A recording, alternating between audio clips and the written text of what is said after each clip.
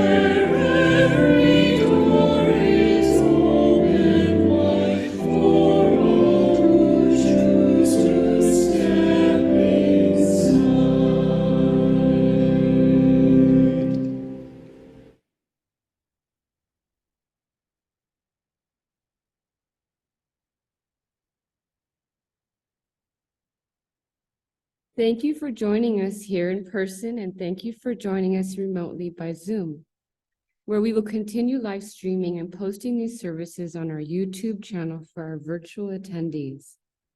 I'm Laura Luna, a friend of the worship committee. Grace Pruis and myself will be your worship associates today. Other members of the worship committee who make this service possible include Alec Peck, our music coordinator, Adam Weddingking, who is monitoring our visual and online connections, and Kate Lewicki, who is in charge of our sound system. We welcome you to join us this morning with an open mind and an open heart, and with muted electronic devices, please. We invite you to leave your worries and defenses at the door and trust that what happens in worship is inspiring and powerful. Together, we affirm that this day and our day being together can make each of us braver, more compassionate, and wiser as we begin a new day and a new week. And now, I invite you to sit back and take a slow, deep breath as we move into the worship hour. Before we move into the service, there are a few announcements we would like to share. We will mention several websites, email addresses, and phone numbers. At the end of the service, we will leave up a slide with all of this information. It is available on our website. The monthly UUCR newsletter comes out the first of every month by email and per request by postal mail. If you have something newsworthy or that you would like to contribute, please email the UU Church of Riverside.calendar@gmail.com. or call the church office at 951-686-6515. If you would like to be on our mailing list, please contact the church office. Our first Sunday luncheon will be served after this service. Today's theme is chili. Contributions are attributed and appreciated and will be donated to the church fund. Women's Fed will be hosting a potluck on Saturday, October 14th in the parish hall at 12:30. All women of the church, our friends, are welcome. Church council will meet on the second Friday of the month in the annex. The next meeting will be at 4 p.m. on October 13th. And now I invite you to sit back and take a slow, deep breath as we move into the worship hour.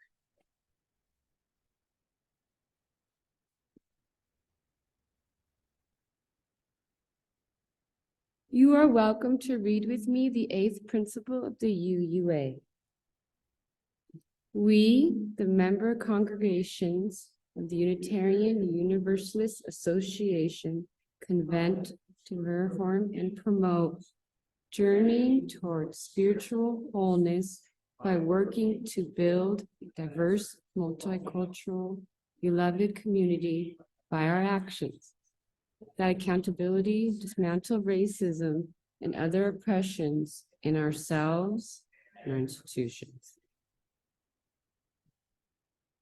Cited by environmentalist Bill McKibben as one of the key figures in the religious environmental surge, Rev Fred Small is Executive Director of Massachusetts Interfaith Power and Light and Minister for Climate Justice at Arlington Street Church, Boston.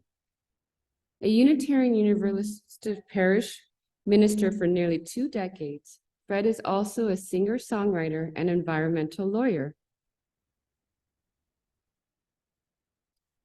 Today's sermon was written by Rev Fred Small about his thoughts, and he was called to become the senior minister of the UU First Parish in Cambridge in 2008. MLK said, "Each of us must do our part to build a beloved community." Dr. King was talking about a global vision in which all people can share in cooperating to create a world with international standards of decency. A community is a group of people that share, among other things, common customs, values, and beliefs. Everything we do will be more powerful, more stimulating, more vital, and more rewarding, more effective when it is multiracial and multicultural. The Unitarian Universalist Association, or UUA, is actively working to diversify its membership and organization to welcome and reflect the multicultural society we live in today. What can we do collectively and individually to start growing this beloved community now? We have 2 lightings of the sacred flames.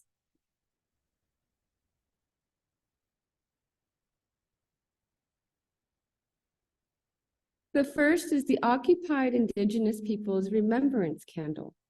The second is the lighting of our own chalice, the symbol of our faith. We walk upon the traditional territories of diverse and sovereign people, the original people of this land who continue to cry out for justice and self-determination. This spot we occupy was the first sacred space of several groups of Indigenous people, including the Cahuilla, Cupeño, and the Serrano. We, the Universalist Unitarian Church of Riverside, light this sacred flame as the stewards of this sacred and holy place.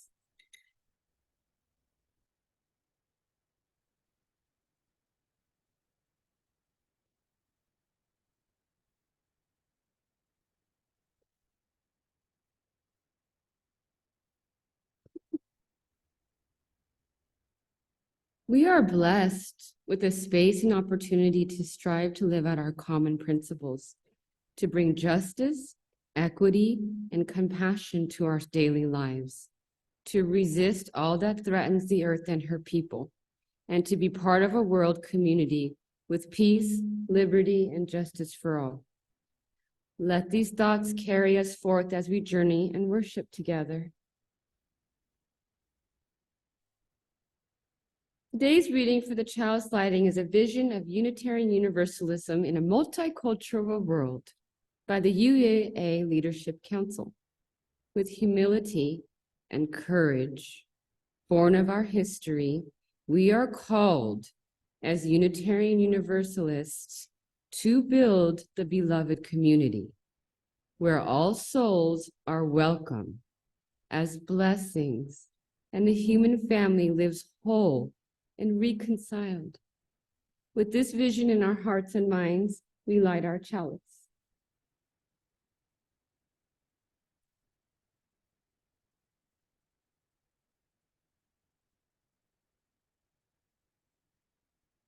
Thank you, Bill.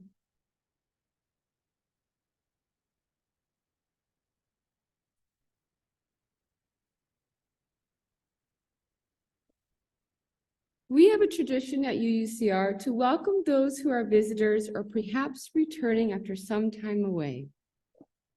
We know it can be uncomfortable to stand up and speak in front of others, and so I will now ask for a volunteer from someone who has been a while here with us. Please tell us your name and how you found out about the church. We ask you to come close to the mic and speak in it directly and clearly so everyone can hear. Please be aware that you will be visible on Zoom camera and in the recording service that is posted online. Do we have somebody who'd like to come up?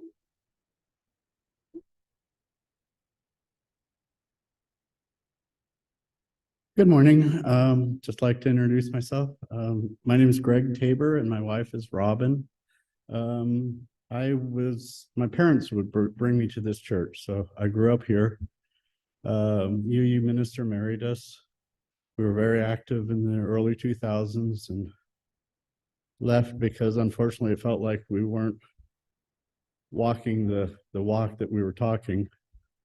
But we're back now. Want to say hi to everyone. Thank you. Thank you.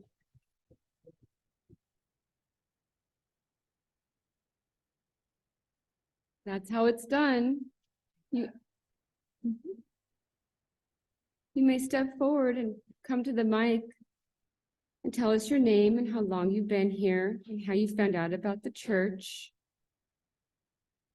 If you are new here, a visitor or old friend, you may raise your hand and stand and come up to the mic if you would like.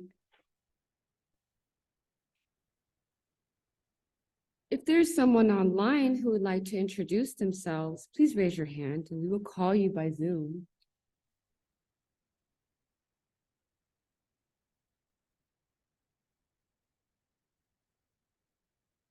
Okay, for any new guests that might be here today, please join us for socializing and coffee hour after the service. Today's chilly day. We love to chat with you out in the parish hall with our welcome committee and where you can find our visitors book. Please leave your name before you leave so that we know you were here and leave your contact information if you want to know about upcoming events. For those online, the best way to get added to the mailing list is to email church@uuchurchofriverside.org.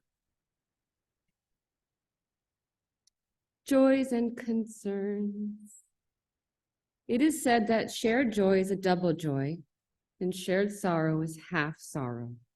On the first Sunday of each month, we share the joys and concerns that we have received from you, which you have collected throughout the month.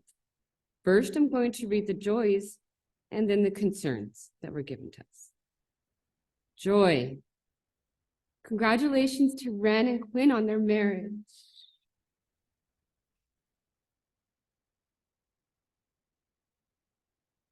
Joy at the break in the heat as we look forward to cooler weather.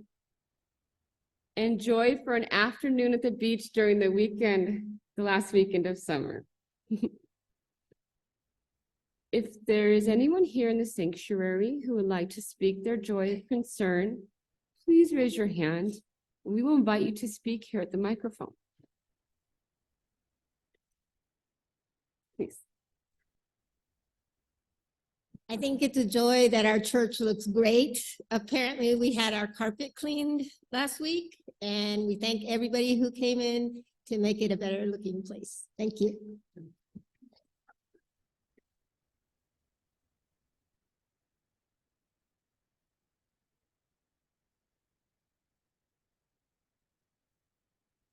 Hi, morning. My name is Alec, and I have a joy that I want to share with you all this morning.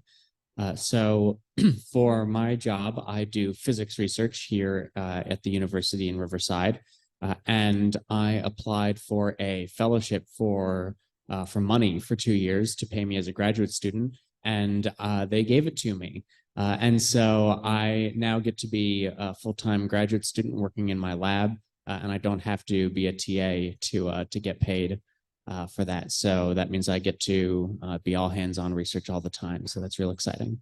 Very nice.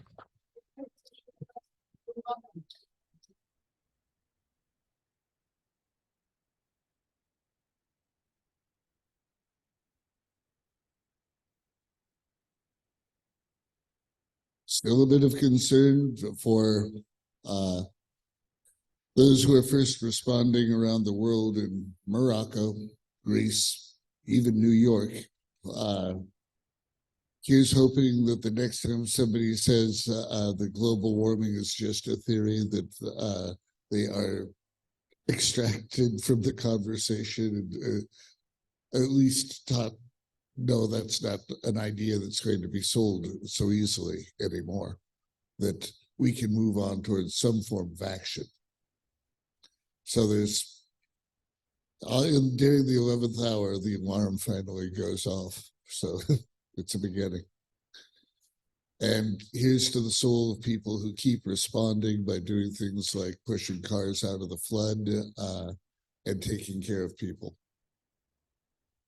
And beyond that, to the beautiful day that awaits all of us. Thank you. Thank you.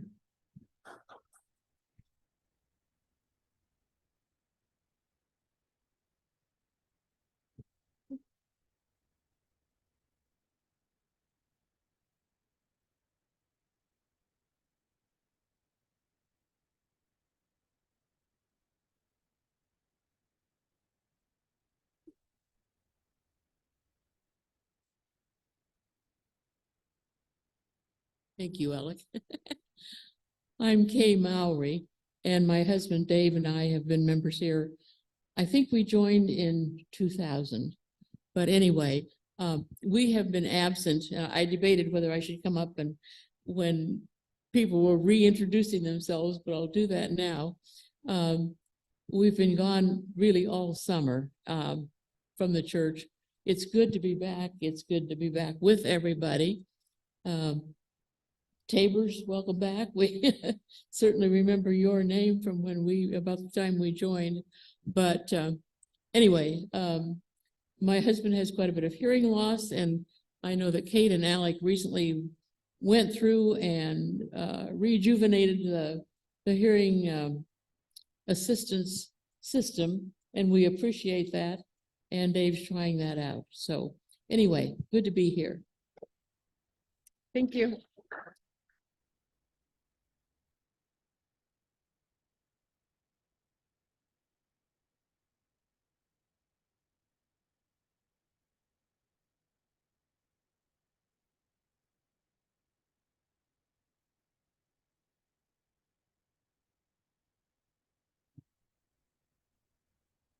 How to do it. This brief. Trump will be in court tomorrow. Be sure and watch.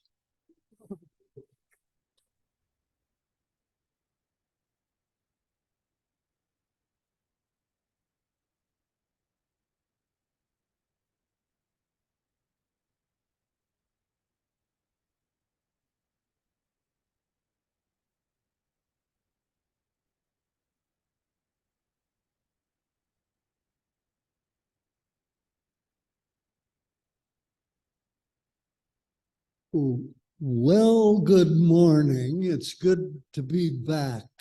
Kay and I have been on hiatus for a while, and this was a good opportunity for us to show up, and we'll hopefully continue to do so.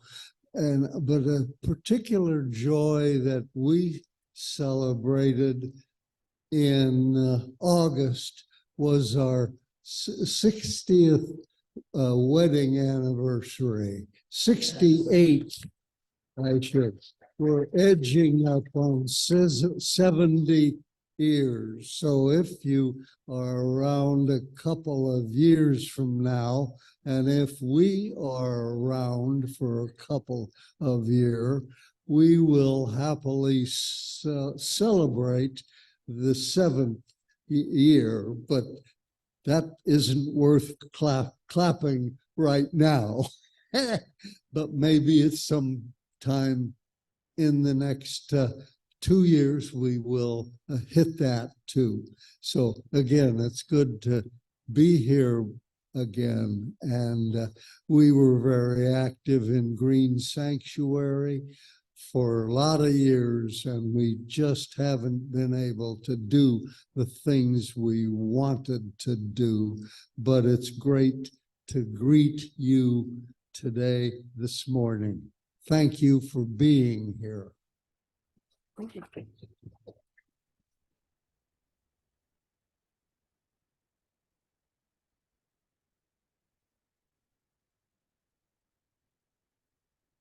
Okay, so this is the time for our joys and concerns. We place a stone in our water chalice to represent the joys and concerns we have shared with our church, community, and in recognition of those we hold close and have not shared. Spots, like some spots in our lives. Smooth spots, like where things are going well. And again, words have spoken.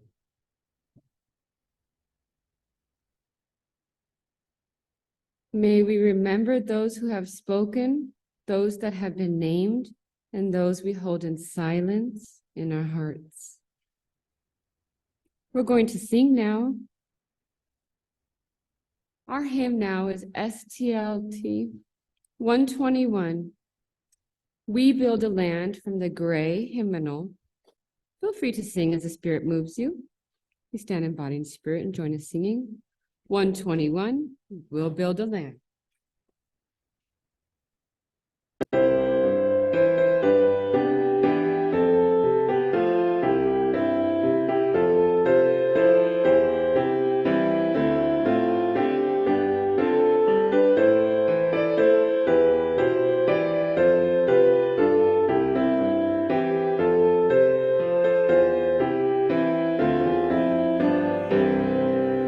We'll build a land where we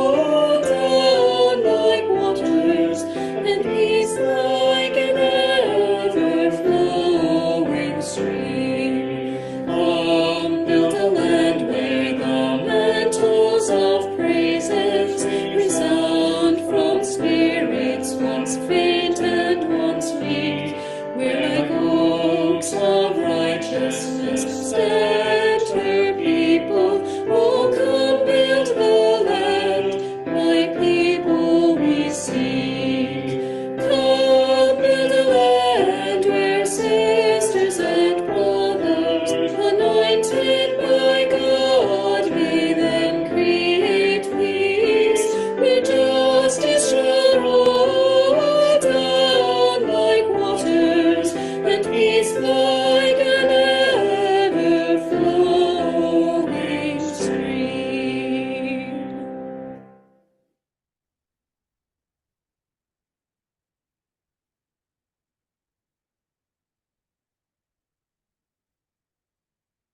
This portion of our service is to support our beloved historical church.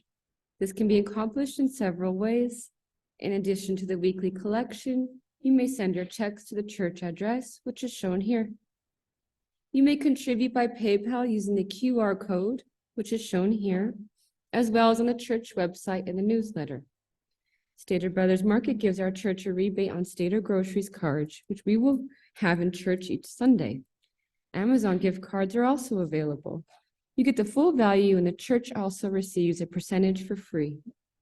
Please see Robert Braun in the church office if you are interested in purchasing the gift cards.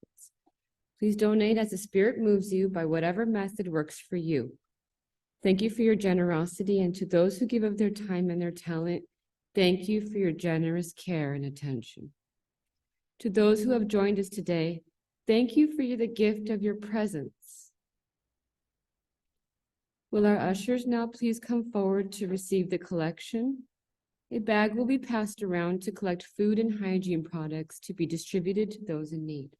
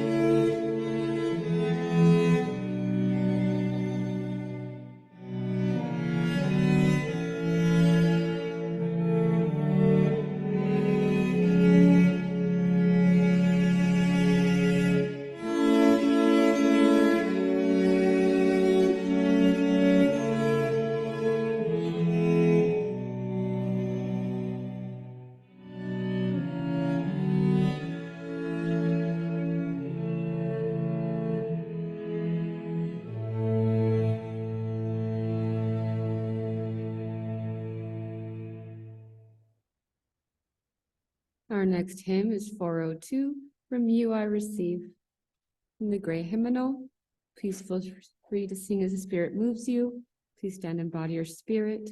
Join us in hymn 402, From You I Receive.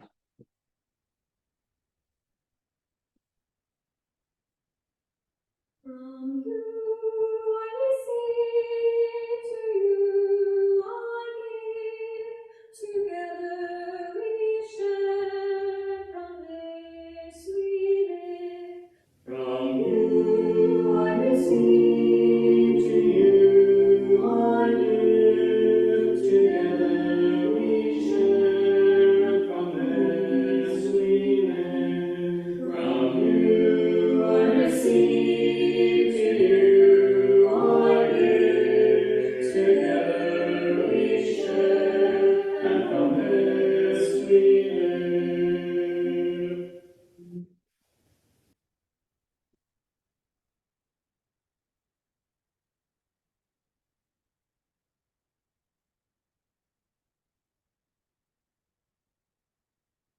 Hello, everyone. Our meditation today is by Jean M. Rowe. Please take a deep breath, close your eyes, and focus on the words that we're about to share. We have a calling in this world. We are called to honor diversity, to respect differences with dignity, and to challenge those who would forbid it. We are a people of a wide path. Let us be wide in affection and go our way in peace. Now we will pause for a moment of silence and contemplation.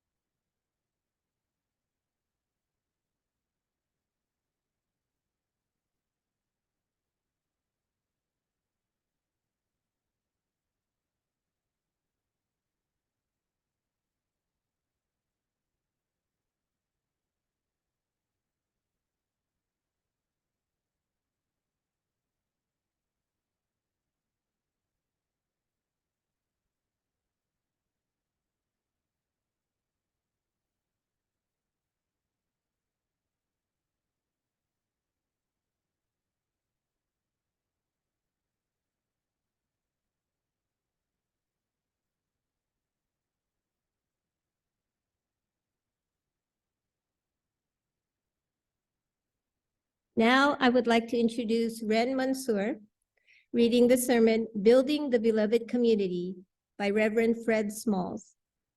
This sermon was taken from a UUA.org website and does not necessarily reflect the views of the reader.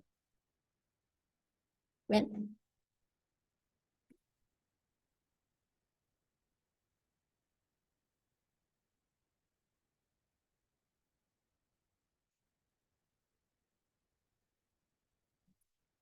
I have it on my phone.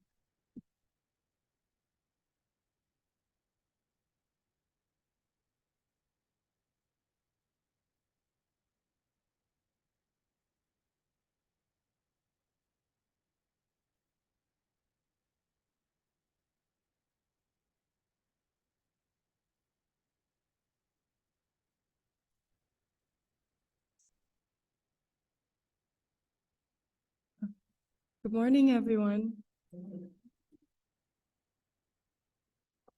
As has been said, this sermon was originally written by Fred Small in 2008 and written for and first delivered to the congregation of First Parish in Cambridge.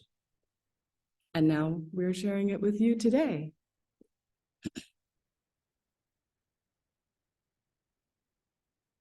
When I was in 3rd grade at Evergreen School in Plainfield, New Jersey, my best friend was John Carvana. At 8 years old, I was awkward physically and socially, and I was drawn to John's intelligence and easy grace. The friendships of young boys are less about whispered secrets than about hanging out and kicking around. I don't know how deeply John and I saw into each other's souls. I just liked being around him. In 1962, after 4th grade, my parents sent me to private school. One morning that July, John rang our doorbell, but we were packing for our family vacation, and I told John I couldn't play that day. I never saw him again. Over the years, I wondered what became of John. He was young and Black and male, in a dangerous time to be young and Black and male. On his last visit, he had come to our back door. Looking back as I learned about racism, I wondered if he had felt he had to come to the back door of a white family in a white neighborhood in 1962. Passing through Plainsfield in 1980s, I tried to locate John, but found no record of him. 2 days ago, I found John Carvana online. He's a career coach in California. I dialed the number on his website. A voice answered, "This is John," and the years fell away. He remembered me after only a moment's hesitation, remembered my house on the corner of Kensington and Thornton, A conservative Republican, John acknowledges racism, but refuses to be limited by it. We talked about his spiritual journey and mine. I asked him if he could remember why he came to the back door nearly half a century ago. Oh, he said, that was just the direction I was walking from. I didn't think of you as my white friend. You were just my friend. Our relationships across race are laden with doubt and uncertainty, with symbolism and misunderstanding, with inferences accurate and inaccurate. Often, despite our best intentions and efforts, our friendships fail under the weight of so much painful history. I look forward to renewing my friendship with John Carvana. I look forward to a society in which these friendships are natural and commonplace. There's a name for that society, the beloved community. If you heard Thomas Mickelson preach here, you know about beloved community. Martin Luther King Jr. envisioned a beloved community of love and justice, where the races would be reconciled and the deep and terrible wounds of racism finally healed. Our ultimate goal, King said, is genuine intergroup and interpersonal living, integration. Physical desegregation is not enough, King insisted, for it leaves us spiritually segregated, where elbows are together and hearts apart. In 1966, after the march to Montgomery, King was among several thousand people delayed at the airport. As I stood with them, he marveled, and saw white and Negro, nuns and priests, ministers and rabbis, labor organizers, lawyers, doctors, housemates, and shop workers, brimming with vitality and enjoying a rare comradeship. I knew I was seeing a microcosm of the mankind of the future in this moment of luminous and genuine brotherhood. And today he'd say sisterhood too. Many of us here this morning remember Martin Luther King Jr. Still more of us have heard his voice and been uplifted by his dream. A dream deferred. But you and I need wait no longer. We can build the beloved community right here in this church. I invite you to join me in a vision of First Parish in Cambridge as a multiracial, multicultural, justice-making congregation. All we have to do is look around at the faces in the pews and the pulpit to know we've got work to do. But it can be done. Sí se puede. A multiracial congregation is usually defined as one in which no more than 80% of worshipers are of the majority race. By that measure, between 5 and 7% of Christian congregations in the United States are multiracial. But of more than 1,000 Unitarian Universalist congregations, you know how many are multiracial? 5. Not 5%, 5 churches. For all our vaunted liberalism, all our proclamations of justice and equality, less than 0.5% of our congregations are racially diverse. 5 multiracial UU congregations in the entire country. We can be the 6th. You know, I almost didn't apply for the position of senior minister here. I thought, this is Cambridge. This is 2008. They've had an unbroken line of white straight men as senior or sole minister, stretching back 372 years. They're not going to call another white straight guy. They're going to call a minister of color or a lesbian, or a gay, or at least a woman, why waste my time or yours? But an astute colleague told me, Fred, they're gonna call a white guy. It might as well be you. I was heartened to discover the chair of the search committee was of color, the extraordinary Alan Price. At least it wasn't an all-white jury. I told the search committee, the single most effective thing you could do to diversify your congregation was to call a minister of color. And if I were you, that's what I'd do. But if you called me, diversity would be a high priority in my ministry. And right away, someone said, well, we've got this associate minister position coming open. We can call an associate of color. And so we can. But will we? Everything is connected to everything else. We are caught in an inescapable network of mutuality, said Dr. King, tied in a single garment of destiny. Before you voted to call me last April, I said the single highest priority for this congregation should be a crackerjack religious education program for our children and youth. I also said that excellence in religious education depends on the faithful and consistent support of clergy and congregation alike. It does not depend on the program being run by an ordained minister. Credentialed religious educators are often better skilled, trained, and motivated than clergy to maintain the RE program. You know how many ministers of religious education of color there are in the Unitarian Universalist universe? 1, Latina, currently serving another church. So we face a clear practical choice. We can call a minister of religious education, or we can call a minister of color. We can't do both. An associate of color can be passionately devoted to and responsible for religious education. But if we want a minister of color, we're going to have to hire a director of religious education as well.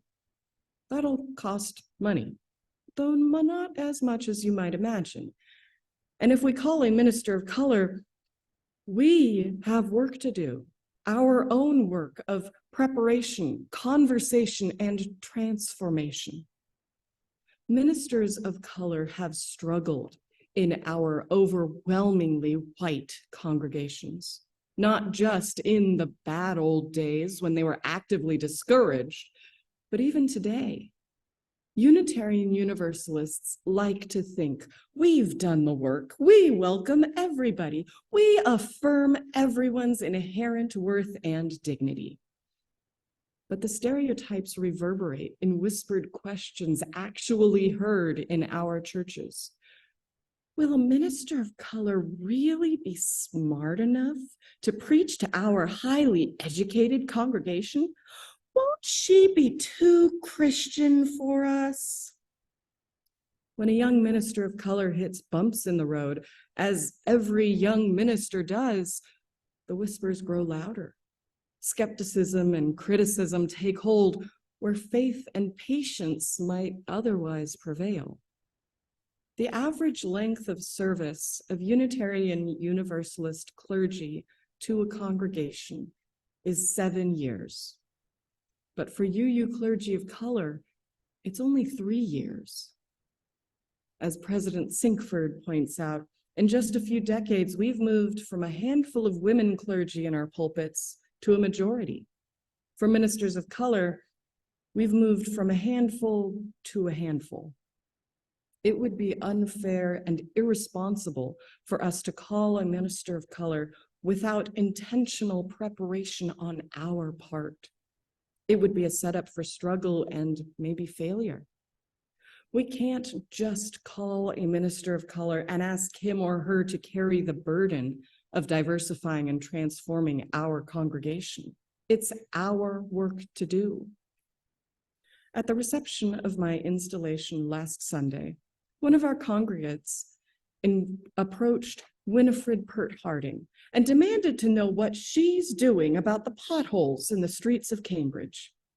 Somehow, Winnie resisted the temptation to quip, "We all look alike." But when a longtime member of our congregation is mistaken for the mayor because they're both African-American women, we have work to do. Of course, the vision of a multiracial, multicultural, justice-making congregation isn't my vision, it's yours. The mission statement of this congregation proclaims your commitment to be a force for social justice as you work to create beloved community. Time after time, when you've been asked your values, your goals, your aspirations, you have answered, "We want to be more diverse." When you gathered in Finding Our Future house meetings in 2007, 2 of the 4 themes that emerged were more diversity and social justice and outreach. The report from your Reviewing Our Calling cottage parties in 2005 called for diversity and a fearless attitude of pluralism. And at your annual meeting, May 21st, 2000, the congregation voted to add a 3rd full-time minister with a strong commitment to issues of racial inclusiveness at some future time. A dream deferred. It's no mystery how to grow a multiracial, multicultural congregation. We now have solid empirical data on racially diverse churches, from which 7 principles emerge. First comes intentionality. Diversity happens not by accident, but by decision, conscious and explicit. There are many people of color hungry for what we offer: spiritual freedom without shame or dogma, affirmation of the inherent worth and dignity of every person, including gay, lesbian, bisexual, and transgender sisters and brothers, commitment to social justice. But we must let them know they are welcome here. Second is diversity of leadership, both lay and ordained. People need to see themselves reflected in faces of authority. Third is inclusive worship, embodying a variety of styles and traditions. The more upbeat and demonstrative the music and worship style, the more diverse the congregation. Fourth, location matters. 1/3 of the population of Cambridge is of color. 1/3 of Somerville is of color. And you know what? Most multiracial congregations are more diverse than their surrounding communities, not less. Fifth is consistent outreach to those communities with meaningful ministries. Sixth is adaptability. We have to be willing to examine our old ways of doing things and see if they still serve us and the diverse congregation we seek. We have to be willing to change, not our values, not our principles, not our spirituality, but our habits and prejudices. To be open to new people, we have to be willing to learn from them. Seventh, racial diversity cannot be itself the ultimate goal. It must be part of a larger mission. Our mission is love and justice. Love and justice are incompatible with de facto segregation. We are entering a new era. By 2042, white Americans will no longer be a majority. Today, 3 out of 4 Americans aged 70 and older are Caucasian. Of Americans aged 10 and younger, only 1 out of 4 is Caucasian. Young people are far more comfortable than their elders with relationships across race. A biracial man is poised to be elected president of the United States. If First Parish in Cambridge remains overwhelmingly white, we will lose our relevance and forfeit our standing in this changing world. When we build the beloved community, our every passion and program will be deepened and strengthened. Religious education, green sanctuary, covenant groups, the choir, women's sacred circle, the Cambridge Forum, activism for immigrant rights and gay rights and prison reform. Everything we do will be more powerful, more stimulating, more vital, more rewarding, and more effective when it is multiracial and multicultural.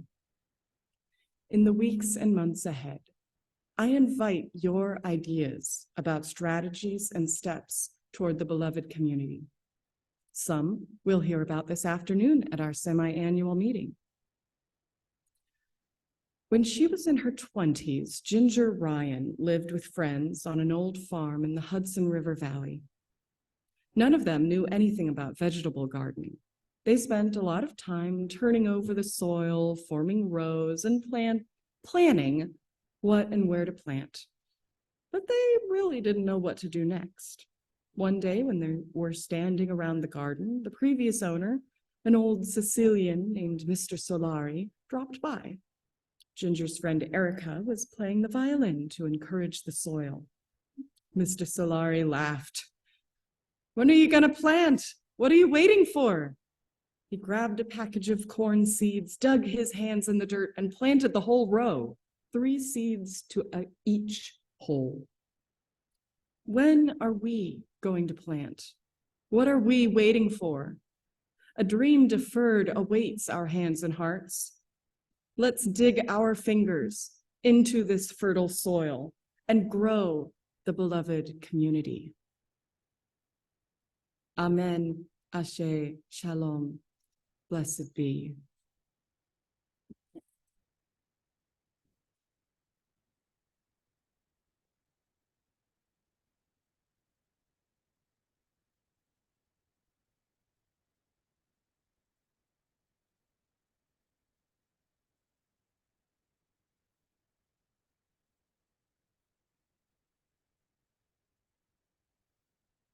Our closing hymn is number 354, We Laugh, We Cry, from the Gray Hymnal. Feel free to sing as the Spirit moves you and stand in body or spirit and join us in singing number 354, We Laugh, We Cry.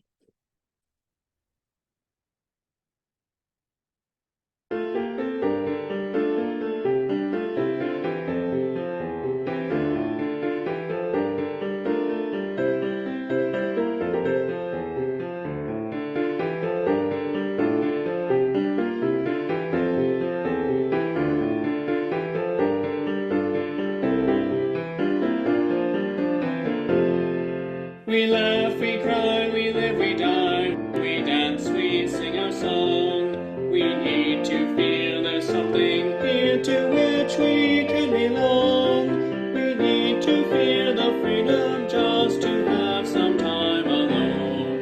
But most of all, we need close friends we can call our very own.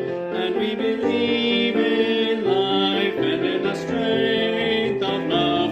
And we have found our need to be together.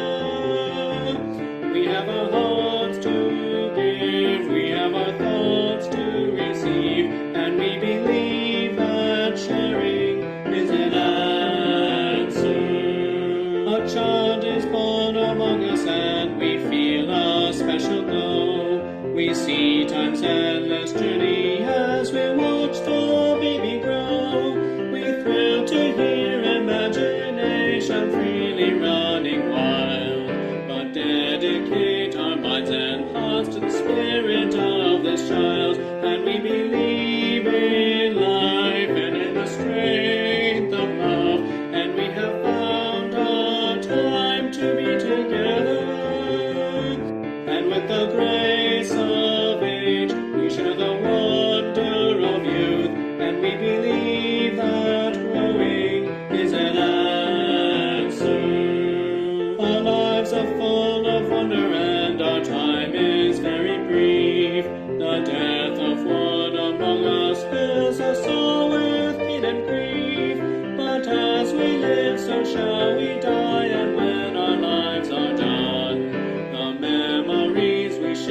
with friends, they will linger on, and we believe in life and in the strength of love, and we have found a place to be together.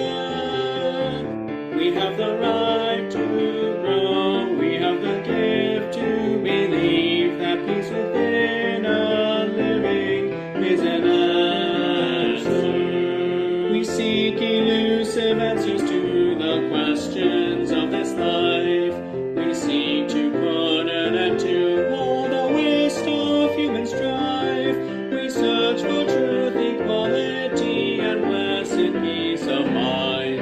And then we come together here to make sense of what we find. And we believe in life and in the strength of love. And we have found our joy being together. And in our search for peace, maybe we'll finally see, even to question truly is an answer.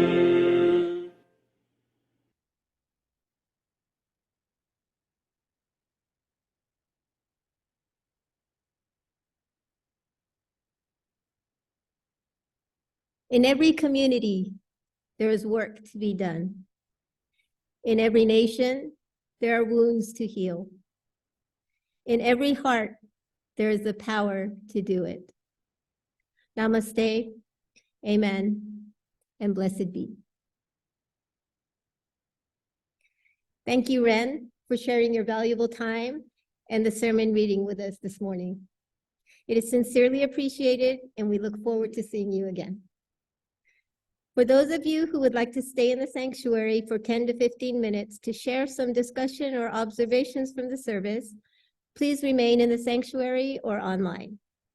Please be aware that these comments will be posted online. For the rest of you, you are now welcome to adjourn into the parish hall. Would anyone like to come up and share their thoughts? Alec? I had one quick thing to say, since I already mentioned earlier during Joys and Concerns that I'm a scientist for my day job. So I'm a sucker for statistics and things like that. And I'm not sure when Fred wrote that sermon, but I was interested in 2008. Great, thank you. Ren, you knew, of course. And so so this data I have here is actually, this one's from 2010. So this isn't too much older. But I thought that the 1 in 4 young children in America being white sounded a little low. And most of the resources that I pulled up online are a little give that number a little bit higher, but it's still quite shocking. So if we look, at least in 2010, going from the 85 plus demographic down to the under 5 years old, the percentage of white Caucasians goes from 85% down to 51%. So that's a 34% drop. And 20% of that drop is an increase in the Hispanic population, and 7% is an increase in the Black population over that age range. But also I found another little little info online showing that since then, between 2010 and 2018, actually all of the age ranges have gotten more diverse. Within each age bracket, we see more diverse populations within America. So it's not just the aging out of the old, but it's also that we are becoming a wider community each year. Thank you, Alec. Interesting facts.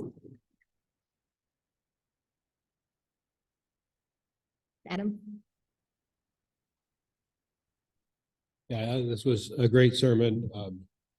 White supremacy, racism, anti-Blackness are all really important things to talk about.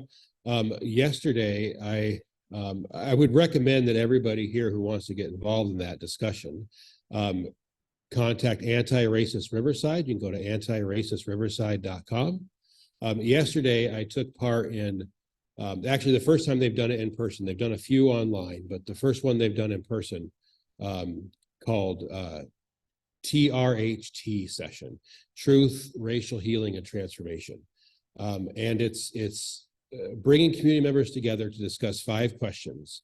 It's about envisioning what our community would look like without racism, looking at where the important people are, where the important power points are in our community to change things, what the current situation is as far as race relations in our community, and how we can change that. And it's a really great time. You break up into groups. Each group discuss the 5 questions, and you report out. And Anti-Racist Riverside is collecting all of this data, all of people's concerns, all of the ideas of how we can change things in order to make a report on what we can do as a community. And they are recommending, they are helping other organizations hold these forums. And so that may be something we can talk about doing here at this church, holding a TRHT session here. I think would be really cool. So if you're interested in that, come to Social Justice Committee on the 3rd Sunday in 2 weeks, because we will talk about it then. Thanks. Thank you, Adam. Bill?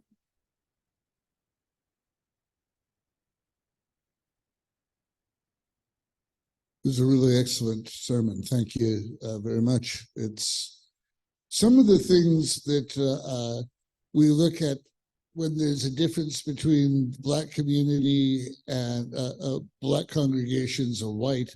There's someone once who said, well, if you're young and Black and about to become probably an evangelical or a Baptist, he said, there's literally, you go as a young man, you sit down at that church and you try to stay up for 24 hours. You're thinking about the big step that you're taking, becoming a person of faith.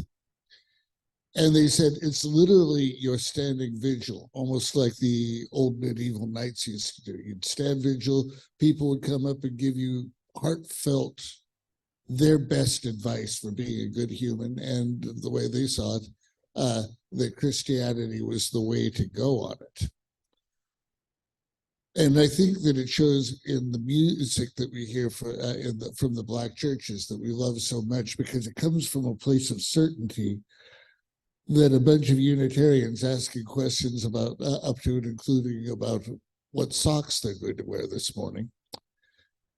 I had to find clean set, that was the first thing. But the place of certainty versus the asking of questions. And in another case, you mentioned the part about the guy who says, it's about time to actually start doing some planting here. Getting a batch of Unitarians to believe that 3 corn stalks per hole, and not 5 and not 4 and not 2, might be its own bit of a challenge. That the diversity is awesome, but how do you clarify to one voice when you've got a medieval vigil to stay Christian, strongly Christian through the best Protestant lens they got? Then you got other people who are saying, Christianity's betrayed you, it's time to go Muslim, or it's time to go back to African faith, whether synthetic or caught there. We do have some challenges to that diversity that we're trying to make happen coming from both sides. And it's good to remember that once in a while, because if nothing else, we can take that spirit, and when we finally get together, at least we'll have a decent, strong strain of faith that would help bolster where we wind up. Of course, as Unitarians, we tend to like being able to shift gears rather rapidly, and I'm not sure that we'll see that with that mode of thought, but it is something to look at. Thank you, Bill. Any other comments that you'd like to share? I think I see Walt and then Pat, right?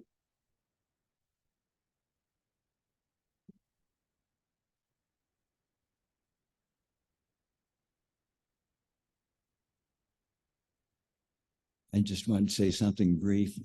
if you have never seen Henry Louis Gates Jr.'s show, Finding Our Roots on PBS, I'd highly recommend that you take a look at that, because it shows the mixing together of all the races, and how, as you go back into your history, and how we're all interrelated. It's just whatever preconceived notions you might have on most anything regarding race, it seems like that show tends to break them up.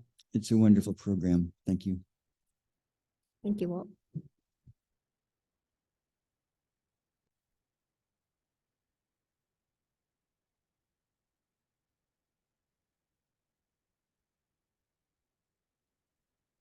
I'm Pat Kowonder. I was interested in what the statistics about ministers of color, but I think UU congregations are really hard on ministers, and I bet the racial issues would make that harder. So I don't know if it's such a great goal to have diversity in the pulpit. We're just too hard on ministers.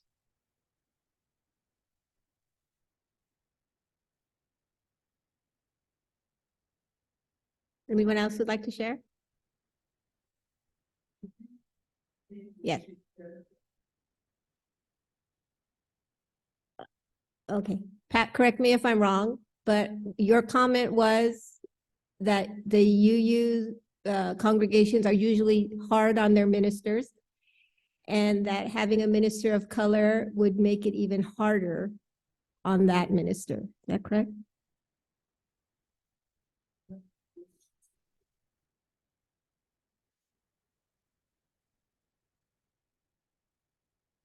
Did you hear that? So what was his question? Are you? Oh, so he'd like to know if you are suggesting that ministers of color should join other congregations instead of ours.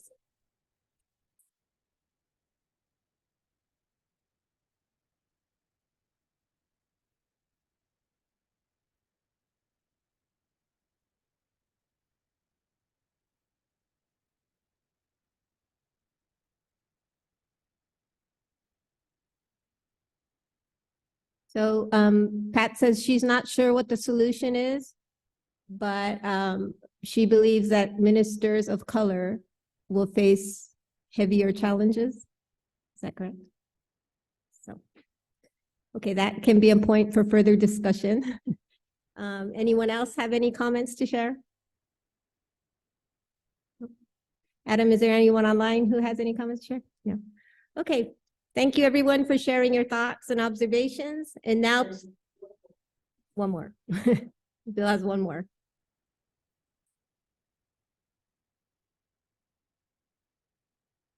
Just a cautionary note that we can occasionally run into problems just by accident without any malice added.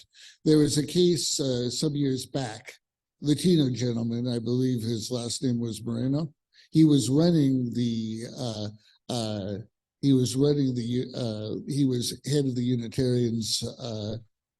In some form, he was way up there in leadership. And he sounded like just a good man. Yeah, he'd adopted a family from Guatemala, gave them a step up.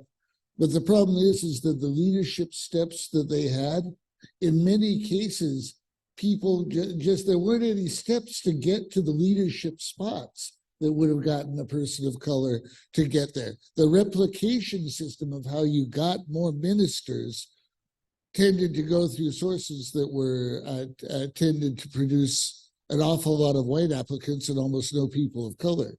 So it's like wanting to cure sickness in Africa, but somehow not having any African addresses to send the medicine to. It was a little like that. And I think one of the things we look at when we're looking for membership, I think maybe it ties into the earlier thing I said. We get a little daunted by people who tend to look at their faith as being a thing of vigil and great intensity. And then we go, how are we going to reach people like that? We're the liberals on the block. So we don't develop the branches to go and talk to them. And then that in turn produces a de facto feeling of non-connection with people of color, which in turn makes us look pretty bad. And I don't know what to do about that. I think we're getting better at it, but we still got a ways to go, I think. Thank you, Bill. So I guess we can say it's always hard to challenge the status quo, but it takes one voice to start the change. Okay. So now, we have one more comment, please. You have time. Yeah, this will be the last comment. I'm very confused about the speaker two people ago. I can't imagine a single Unitarian giving the pastor a hard time because of race or gender preference. Thank you. Okay. So while you are the last speaker, and then we can talk over the lunch.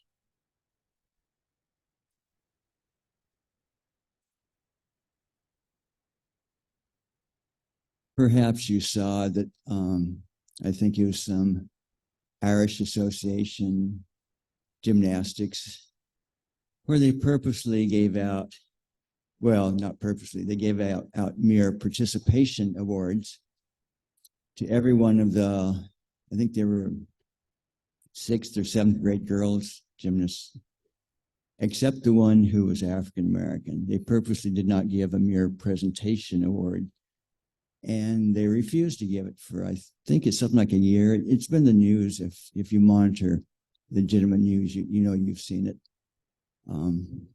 We do have to guard against such things, of course, at all times. Thank you. Thank you, Walt. Now, now we are all adjourned into the parish hall. For those of you who'd like to stay, there is a first Sunday lunch. Thank you all for joining us today.